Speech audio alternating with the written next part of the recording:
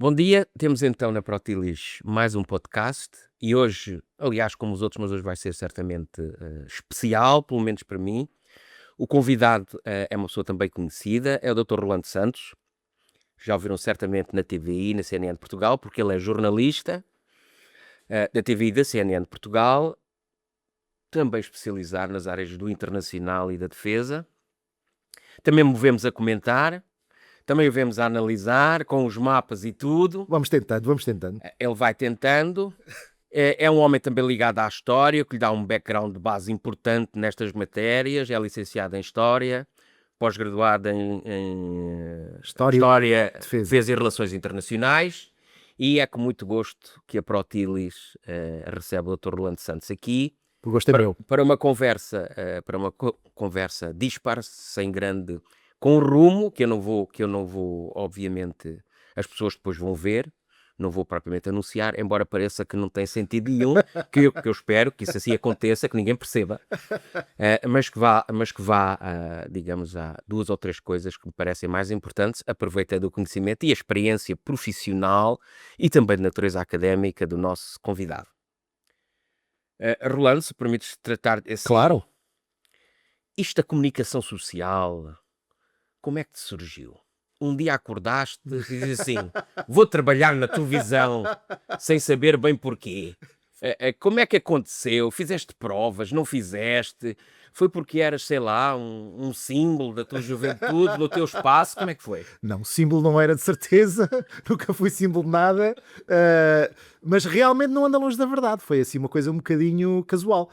Eu, me disseste muito bem, sou licenciado em História, ainda estive 2 anos sensivelmente a trabalhar na área do ensino, mas como um dia surgiu um anúncio a pedir uma espécie de correspondente para um jornal, vê lá tu na área da saúde, imagina. Foi por aí que eu comecei. Pois, quer dizer, estou um pouco saudável.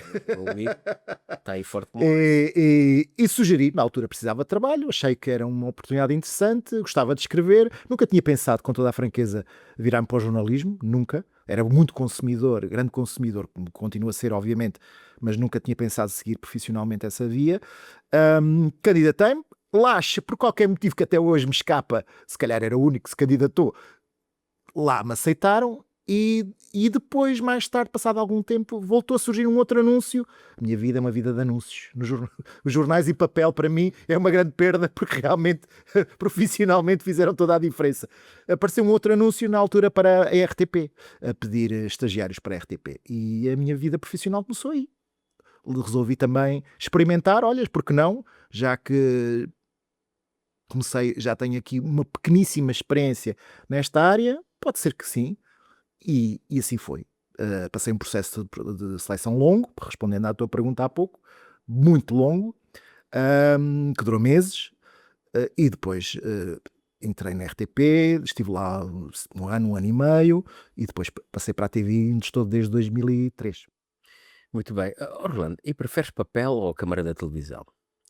Ou uma coisa se associa-se diretamente com a outra, ou é independente, mas percebes a pergunta? Sem papel ou com papel, qual preferes ou tanto faz? Um jornalista, seja ele de que área for, tirando obviamente os homens da imagem, da fotografia, trabalham com vídeo, tem que sempre escrever. É competência transversal a todas as áreas do jornalismo. E isso é uma das coisas que às vezes faz um pouco de impressão quando recebemos estagiários, é ver que muitos deles não dominam, não têm as competências básicas a esse nível. Mas isso é contas de outro rosário. Eu gosto de escrever, não é uma coisa que me saia com muita facilidade, como alguns colegas meus têm uma facilidade enorme em escrever com resmas e resmas de papel. A mim é algo que me sai do pelo, como se costuma dizer.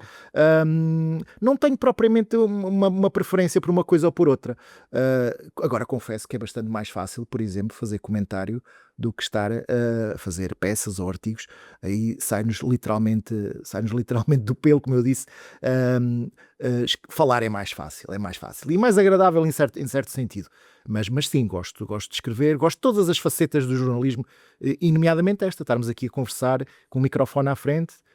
Nunca fiz rádio, mas já várias vezes participei ou fui entrevistado para programas de rádio, por um podcast é a minha estreia, e agradeço muito o convite. Essa dia vais ser convidado para participar num coro qualquer. Exatamente, com certeza. Porque não? Gosto muito. Cor do Exército Vermelho. Cor do Exército Vermelho. É algo que nos diz muito, não é, Carlos? Acho que sim. Sim, quer dizer, enfim, eu tenho o sangue vermelho, pronto, fugindo às questões, digamos assim. Rolando, é fácil ou difícil separar o cidadão do jornalista? Ou é a mesma coisa? É uma ótima pergunta. Depende das pessoas, depende das circunstâncias, obviamente. Nem sempre é muito fácil, mas é um esforço que todos nós que trabalhamos nesta profissão e que a queremos levar a sério temos que fazer em determinado sentido. Nós nunca deixamos de ser cidadãos, isso é algo um direito que nos assiste desde o momento em que nascemos. Mas tal como acontece, aliás, com os militares, não é? Algo que tu sabes muitíssimo bem, há certas coisas que um jornalista, tal como um militar, não pode fazer, nem deve fazer, que não pode dizer, nem deve dizer. E, portanto, tal como um militar, o jornalista também nunca está fora de serviço. Nunca está fora de serviço. Então o jornalista condiciona o cidadão e o cidadão também condiciona o jornalista. Claro que sim. Não há porta de estanques. E este condicionamento prejudica a verdade ou não? Claro que sim. O que é verdade, não é? Essa é a grande Exatamente. questão que os filósofos colocam desde tempos imemoriais. O que é a verdade? A verdade absoluta, como sabemos, é um ideal, é algo inatingível. Agora, o que o jornalista nunca pode prescindir é tentar fazer dar todo o seu máximo, o seu esforço total para tentar alcançá-la. Nós hoje estamos numa época de relativismo onde se considera muitas vezes que verdade, o que é isso verdade? É a tua verdade, a minha verdade, portanto nem vale a pena tentar chegar lá. Que tu ficas com a tua, eu fico com a minha. Passou bem e até à próxima. E isso não traz problemas, é que verdade tem uma relação dicotómica com a mentira. Claro que sim. A tua mentira também não é mentira. Pois, com certeza. É a minha mentira e a tua mentira, é isso? Pois, neste momento, a época que vivemos é um pouco essa, em que as duas coisas estão completamente misturadas e na cabeça de algumas pessoas não faz muita diferença, não é? Agora, o jornalista, para ser jornalista, tem que dar o seu esforço máximo para alcançar essa verdade, que é um ideal, nunca é totalmente alcançável, mas temos que nos aproximar o mais possível dele. Portanto, não estamos de todo dispensados disso.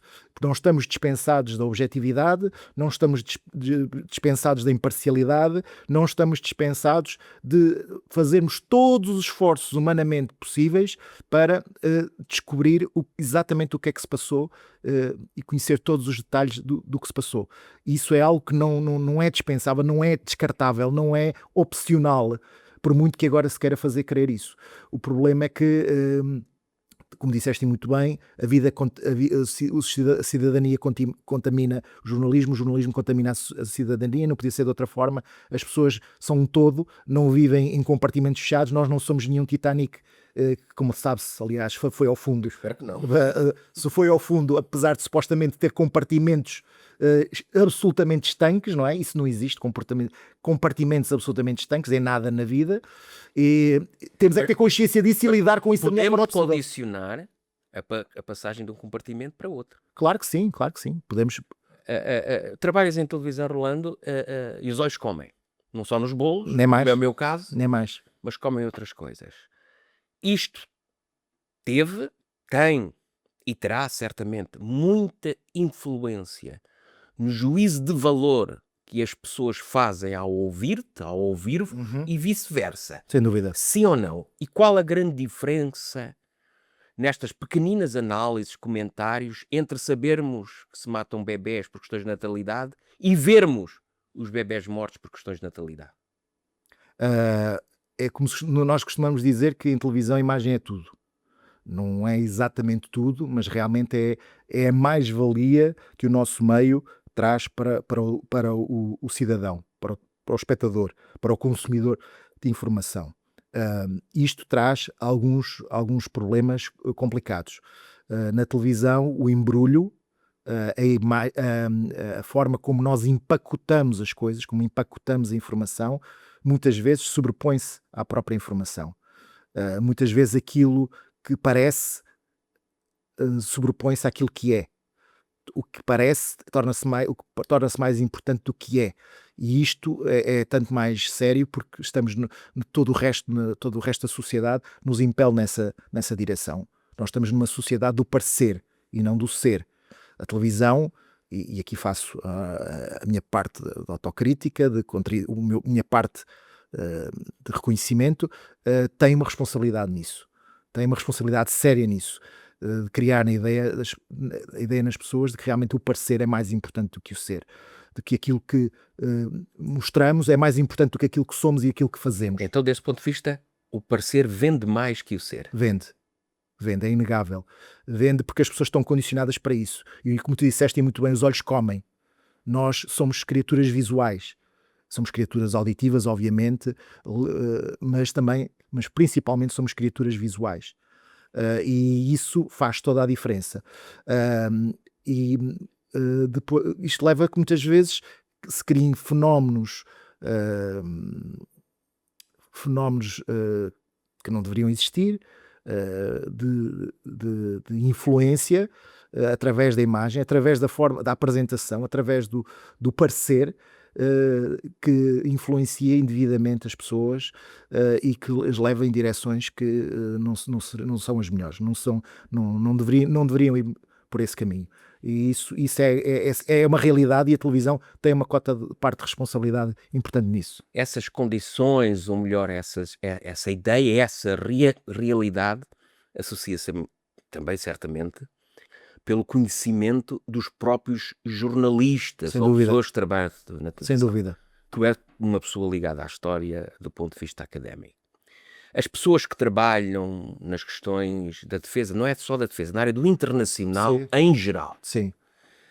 deviam, do teu ponto de vista, ter um conhecimento um pouco mais aprimorado sobre as questões de natureza histórica, de natureza geográfica, do conhecimento civilizacional, se assim se pode dizer, por forma a analisarmos com um certo movimento e não apenas de forma estática um acontecimento de hoje, sim ou não? E se isso acontece, no teu conhecimento, obviamente, hoje, ou se há de facto aqui, ou pode haver, um gap, dado que a atividade jornalística também é uma atividade, eu vou chamar assim, do que eu conheço agora, muito à pressa.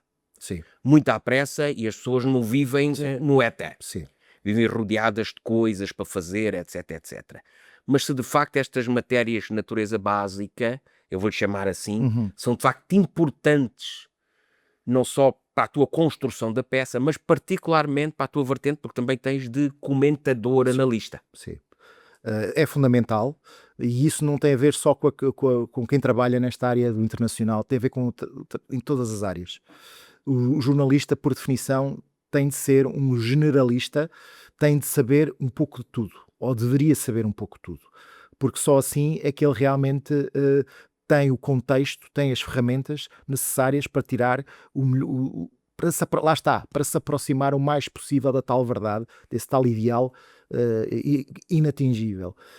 Só com realmente esse conhecimento da história, da filosofia, da arte, da cultura, da economia, o jornalista tem que ser realmente uma pessoa que domina um pouco de tudo isso, sem recusar, obviamente, a especialização. Eu digo sempre aos estagiários que têm paciência para me ouvir, não serão muitos, que tu tens que dominar o mais possível, tens que conhecer o mais possível do mais possível, sem recusar, mesmo que depois te vás especializar, e é justo e é bom que as pessoas se especializem, que escolham uma área, ou que lhes seja permitido escolher uma área, que isso é algo também que infelizmente hoje acontece cada vez menos, porque há cada vez menos gente para trabalhar, menos gente disponível, cada vez menos disponibilidade das empresas para permitir às pessoas crescerem nesse sentido da especialização. O jornalismo em grande medida está transformado numa linha de montagem, porque, como disseste muito bem, o tempo é um fator essencial, porque temos aqui uma convergência que é uma equação que é muito difícil de fazer, que é, exige-se uma atualização da informação 24 horas por dia, mas todavia os recursos humanos que estão disponíveis para fazer esse trabalho tendem a ser cada vez mais escassos. Portanto, isto é uma equação que não tem resolução. Não se pode exigir, por exemplo, numa televisão ou num site que trabalhe que produza 24 horas por dia com recursos humanos, com um número de pessoas mínimo. Portanto, as pessoas tendem a trabalhar num registro de uma linha de montagem. Faz uma notícia, uma breve, passa à próxima. Faz uma, passa à próxima. Faz uma, passa à próxima. Sem verdadeiramente refletir naquilo que se está a fazer muitas vezes. Onde é que realmente nós podemos respaldar-nos para tentar evitar cair no erro e na armadilha e nas armadilhas que este modelo de funcionamento nos traz? É realmente o jornalista tendo uma bagagem cultural, científica, humana, o mais ampla possível. E isso é fundamental. Se tu tiveres essa bagagem, estás mais respaldado. Não estás imune ao erro, não estás imune ao disparate. Isso é algo que toda a gente, por mais experiente que seja, comete erros em qualquer profissão. Aqui no jornalismo não é exceção. A diferença é que os erros são mais visíveis, não é? Porque estamos a trabalhar para a comunidade em geral, para milhares de pessoas ou milhões de pessoas. Portanto, o erro torna-se muito mais visível quando acontece. A solução, não há uma solução, mas uma das coisas que pode realmente minorar esses problemas é a bagagem humana e cultural do jornalista, que tem que ser o mais ampla possível, como eu disse, sem negar a especialização. Só assim é que o jornalista poderá ser a melhor versão de si mesmo. E, portanto, é algo absolutamente fundamental. Não temos, eu creio que não temos neste momento, em termos de formação dos jornalistas, pelo menos que me é dado a ver, uma situação ideal nesse aspecto, longe disso. O que eu noto pelos jovens que nos vão chegando é que temos uma situação um bocadinho extremada. Temos gente muitíssimo boa, muito capaz, muito conhecedora, com uma grande bagagem cultural e às vezes até humana, mas principalmente cultural, porque estamos a falar ainda de pessoas jovens, não têm uma experiência, realmente pela família, ou pelo seu interesse, ou porque a universidade trabalhou bem com eles, eles conseguiram realmente adquirir essa bagagem e conseguem entrar num ritmo de trabalho, uma qualidade de trabalho muito elevada, muito cedo, e depois temos um outro grupo totalmente diferente de pessoas que têm grandes deficiências a este nível. Inclusive, como eu estava a dizer há pouco, às vezes com dificuldades na escrita básica da língua portuguesa. E falta-nos muito a classe média. Ou seja, temos muito bons e muito maus, e no meio Falta-nos quem paga impostos. Pronto, se falta a classe média. Bem, de qualquer maneira, dizer, tu acabaste por fazer a próxima pergunta. Tu és um jornalista especializado na área da defesa. Sim. Estamos a fazer o podcast numa empresa de segurança e defesa e proteção civil. Tu gostas de trabalhar na área da defesa? Primeiro ponto. Isso, para além do porquê, justifica-se não só pela circunstância de hoje, porque a circunstância de hoje é a repetição de várias do passado. Justifica-se algum maior conhecimento, mesmo por parte dos jornalistas, destas componentes ditas de soberania? O que é que pensas sobre o assunto? Respondendo à última questão, claramente, é uma área que as pessoas, os jornalistas, pessoas em geral, não é só os jornalistas, os cidadãos em geral estão muito deficientes de conhecimento. E porquê? Porque se caiu num erro crasso nas últimas décadas de pensar que isto é uma área menor, que não conta, que não é importante. Como tu e eu sabemos bem, qualquer sociedade, em última análise, depende, e a sua sobrevivência está intimamente ligada a isso, ou à força, à potencialidade do uso da força. Ao poder da lança. Ao poder da lança, nem mais. E nós esquecemos completamente isso. Pensámos que tínhamos entrado numa era em que essas coisas de militares, defesa, forças armadas, armas, coisa de mau gosto, démodé, como se diria em outros tempos, fora de época, sem qualquer sentido, porque vivemos numa época do direito, dos direitos, muito pouco dos deveres. Vivemos numa época em que as pessoas se preocupam com o seu bem-estar material, não têm preocupações desse género. Foi um erro crasso e estamos agora a aprendê-lo à nossa custa. Todas as sociedades, mesmo as democráticas, especialmente as democráticas, e depois poderemos até, se quiseres, falar sobre isso, em última análise, estão dependentes da sua capacidade e da sua vontade de exercer a força. Sem isso, tudo o resto falha. Pode haver todas as leis mais maravilhosas que possamos imaginar, todos os princípios, todas as regras, nada disso serve rigorosamente para nada se não houver, como disseste muito bem, a ponta da lança por trás a dizer isto vai-se aplicar. Não é? E, portanto, jornalistas, tal como o resto da sociedade, têm que estar familiarizados com isto, têm que perceber isto, têm que perceber o que é que isto implica, nomeadamente em termos de investimentos, em termos de até culturais, e, portanto, é um aspecto absolutamente fundamental. A tua primeira pergunta, recorda-me, a primeira parte da pergunta? Nós estávamos numa empresa... Se gostas de trabalhar na área... Exatamente. Se achas que... Exatamente. E porquê? Exatamente. Gosto de trabalhar esta área, em grande medida pelos motivos que acabei de falar. Tem a ver também com motivos da minha história pessoal, pronto, desde muito criança, que achei fascinante, como aliás muitos jovens da minha idade que se habituaram a ler coisas sobre a Segunda Guerra Mundial e a ver filmes sobre a Segunda Guerra Mundial, que era uma época fascinante naquela altura, muito mais próxima do que é hoje, não é? Na altura em que comecei a ler e a procurar coisas, a Segunda Guerra Mundial ainda era algo que era vivido, tinha sido vivido por muita gente que estava viva e que nós conhecíamos pessoalmente. Eu próprio tive, por exemplo, familiares que ainda participaram na Primeira Guerra Mundial, ainda os conheci. Portanto, essas coisas estavam muito mais próximas, muito mais vivas e, portanto, desde muito jovem comecei a interessar-me por esses assuntos. E depois, à medida que fui avançando, fui percebendo realmente o seu caráter essencial para a nossa vida em sociedade. Fui percebendo que a sociedade não estava de todo familiarizada com eles, e estava a distanciar-se deles, e eu, como sou um bocadinho teimoso e um bocadinho do contra, decidi, não, eu acho que tenho que falar destas coisas, e mesmo que acusem de ser maluquinho, como às vezes me acusavam, lá vem o maluquinho das armas, achava que era importante falar sobre estas coisas, e agora, infelizmente, verifica-se que se calhar não estava assim tão errado.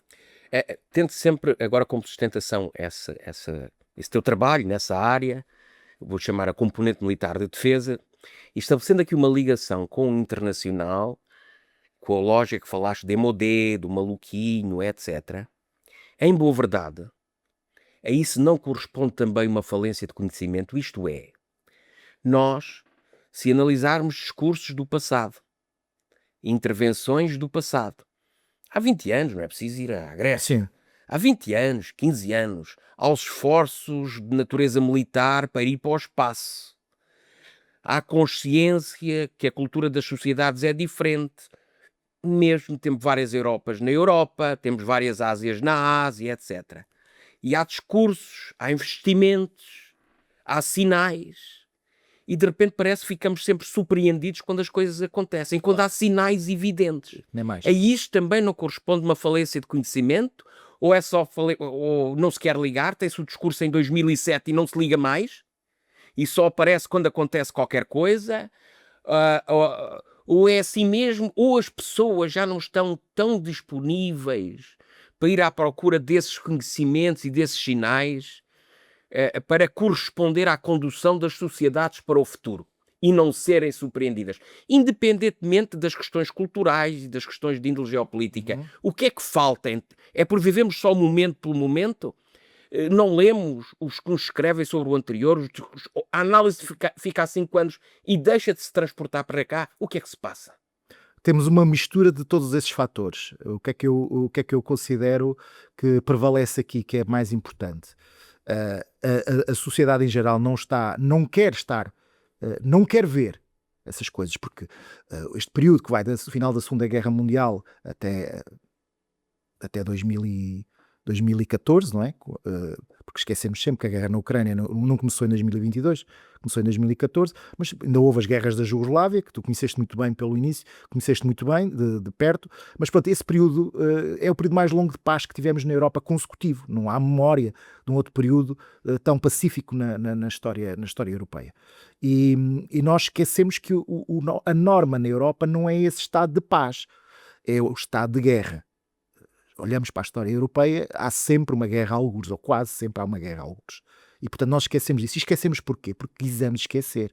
Ninguém gosta de viver com guerra. Ninguém gosta de viver com a ideia de guerra. Ninguém gosta de pensar que isto tudo, esta vida relativamente confortável que temos aqui, ou muito confortável, vai acabar amanhã. Ninguém quer pensar nisso. É normal que os cidadãos pensem isso. Onde é que há a falha? A falha está nas elites políticas e intelectuais que sabem e sabiam que não era isso, não era bem assim que as coisas estavam a passar, que havia, como disseste muito bem, sinais claros a partir de, se quisermos, há 20 anos, ou se quisermos ser um bocadinho mais condescendentes, vá lá, há 10, 15 anos, havia sinais claros de que as coisas estavam a mudar e não houve vontade e capacidade, eu principalmente acho que não houve vontade, das elites políticas e intelectuais de dizer à população com franqueza: olhem, meus amigos, isto que nós, esta vida a que nós nos habituámos, esta vida confortável, tranquila, vai acabar. E temos que nos começar a preparar. E se nos prepararmos já, se calhar conseguimos atalhar caminho e evitar que as coisas atinjam uma proporção mais grave e se calhar até conseguimos recuperar este modo de vida mais depressa. Não houve vontade. E porquê? Porque é uma das grandes desvantagens da democracia. Os políticos tendem a dizer às pessoas aquilo que elas querem ouvir, não o que elas precisam de ouvir.